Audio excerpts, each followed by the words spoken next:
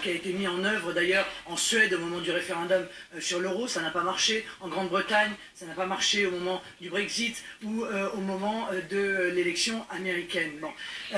Ce que je veux que les Français comprennent, c'est que je ne ferai rien sans eux ou contre eux.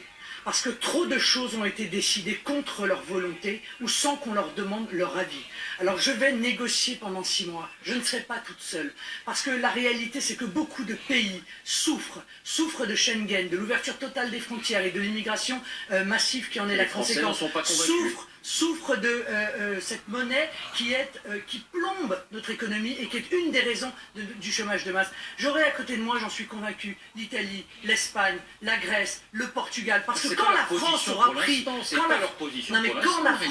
pris, le leadership de cette négociation, parce que ces pays-là ne se sentent pas assez forts individuellement pour mener cette négociation. Ils veulent une réforme de l'euro, ils ne veulent pas sortir de l'euro. Croyez-moi, il y aura beaucoup de monde autour de la table des négociations. Et là encore, je dis aux Français, quelle que soit l'issue de la négociation, ce choix est trop engageant pour que je le prenne pour vous. C'est donc vous qui déciderez. Il y aura tout sur la table. On verra ce que l'Union européenne aura accepté. Avouez que c'est surprenant. On vote pour vous, puis vous faites un référendum. Actuellement, 7 Français sur 10 ne veulent pas de cette option. Qu'est-ce qui est surprenant, M. Pujada? C'est qu'on demande leur avis aux Français. L'élection présidentielle n'est-elle pas là pour trancher un débat? Ce qui est surprenant, c'est qu'on respecte leur volonté, parce qu'on ne l'a pas fait en 2005. On leur a posé la question sur la Constitution européenne. Ils ont dit non à 55%.